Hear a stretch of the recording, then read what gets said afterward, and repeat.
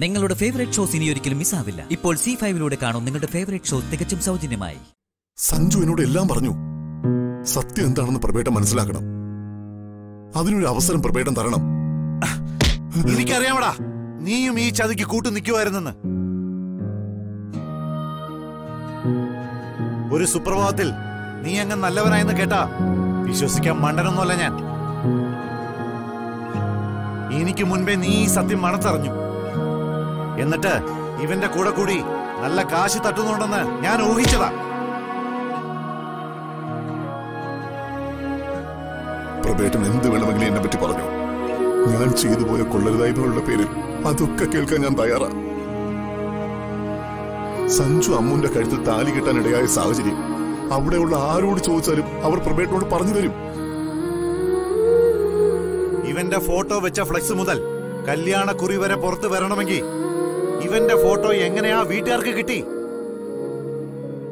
യാദർച്ഛികമായി ഇവൻ അവിടെ ചെന്നതാണെന്ന് പറഞ്ഞ് ദിനേശൻ കഷ്ടപ്പെടണമെന്നില്ല.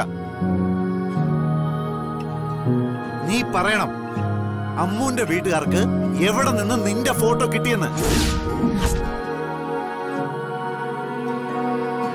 നീ ഫിലിം സ്റ്റാർ ഒന്നും അല്ലല്ലോ നിന്റെ ഫോട്ടോ പുറത്തുള്ളവരുടെ കൈകളിലെത്താൻ.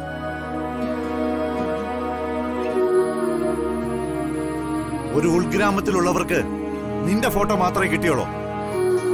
ഇന്നും ആ ക്ഷേത്ര പരിസരത്ത് നിന്റെയും അമ്മുന്റെയും ഫ്ലെക്സുകളുണ്ട്. അതിലൊരു ഫ്ലെക്സാ എന്റെ കൺമുന്നിൽ വന്ന് വീണത്.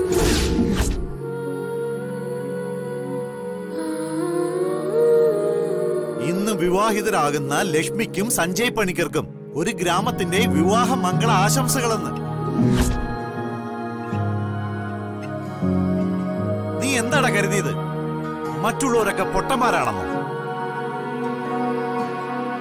മറ്റൊരു പയ്യന്റെ ഫോട്ടോ വെച്ചിട്ട് നീ ചെന്നിട്ട് രക്ഷാപ്രവർത്തനം നടത്തിയിരുന്നെങ്കിൽ പറയുന്നത് കുറച്ചെങ്കിലും നേരുണ്ടെന്ന് വിശ്വസിക്കാമായിരുന്നു.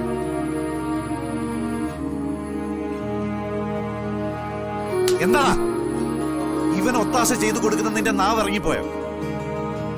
ഒരു പെണ്ണിന്റെ കഴുത്തിൽ താലി കെട്ടിട്ടാ ഇവൻ എന്റെ മോളുടെ കയ്യിൽ എൻഗേജ്മെന്റിന്റെ റിംഗ് ഇട്ടത്. അങ്കിളിനോട് ഞാനത് എങ്ങനെ പറഞ്ഞ് വിശ്വസിപ്പിക്കുമെന്ന് എനിക്കറിയില്ല. ആ നാടിനെ പറ്റി ഞാൻ അറിയുന്നത് അമ്മ എന്നെയും കൂട്ടി അവിടെ പോകുമ്പോ മാത്രം.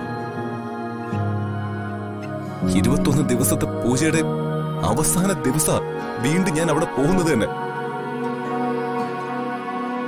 അമ്മയ്ക്ക് സുഖമില്ലാത്തോണ്ട് എന്നെ നിർബന്ധിച്ച് എല്ലാരും കൂടി അയച്ചതാ.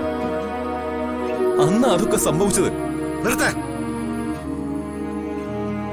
നീ എന്ന് പോയി എങ്ങനെ പോയി എന്നൊന്നും ഞാൻ ചോദിച്ചിട്ടില്ല. ഞാൻ ചോദിച്ചത് ആ വീട്ടുകാർക്ക് നിന്റെ ഫോട്ടോ എങ്ങനെ കിട്ടിയെന്നാണ്. നിനക്കത് പറയാൻ കഴിയില്ല.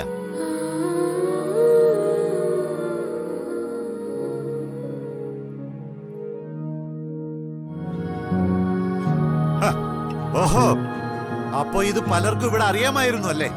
പറടാ, ഇനി ആർക്കൊക്കെ അറിയാം? കാവേരിക്കറിയാം, പിന്നെ ആർക്കും അറിയില്ല. ശരിക്കും പറഞ്ഞ നീ ഇവളും ഭർത്താവും ഭാര്യയുമായിട്ട് ജീവിക്കുകയായിരുന്നല്ലേ?